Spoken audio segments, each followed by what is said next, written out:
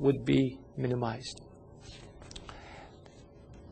Then I would like to talk to you about another important concept, and then we'll tie everything together at the end. And that's the concept of money.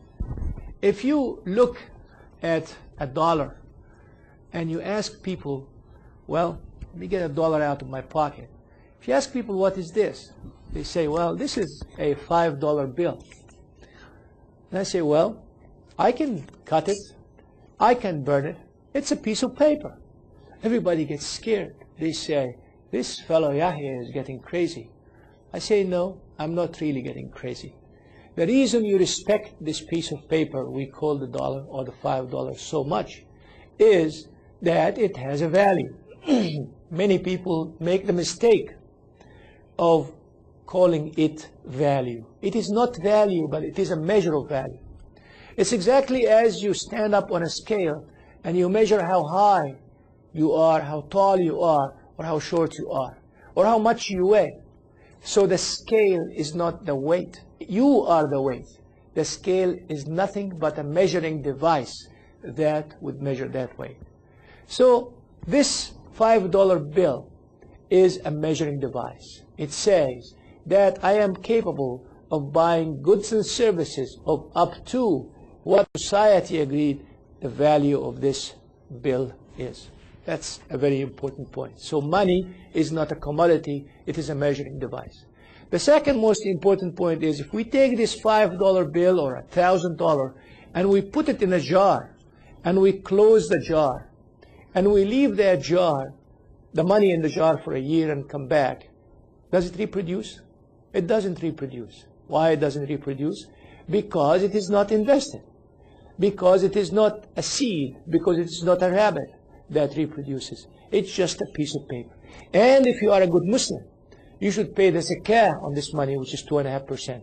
And if you don't invest it, you keep paying 2.5% from year to year, such that in 40 years it goes to zero. And this money also loses value because of inflation.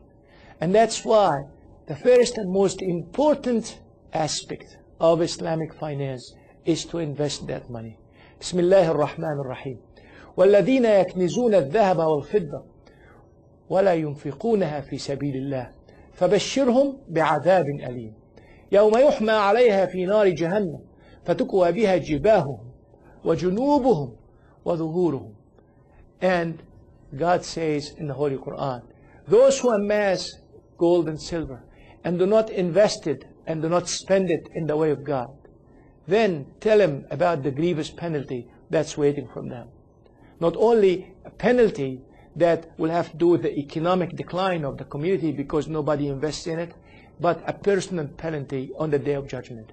This gold and silver will be heated up in hellfire, and it will be used to burn their foreheads. Then wherever you go in the sight of God, you will know that you are a person who did not spend out of your money to invest and to pay zakah.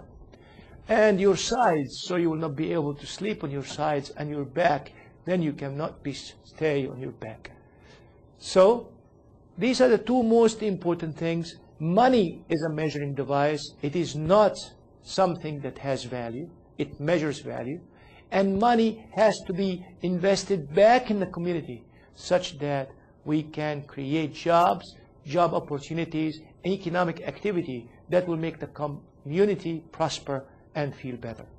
Thank you very much. We'll continue on this important subject of investing according to the Islamic system, what I call the fourth pillar of Islam, in our next conversation. May God bless you. Wassalamu alaikum wa rahmatullahi wa barakatuh. This is Yahya Abdul Rahman saying goodbye and signing off.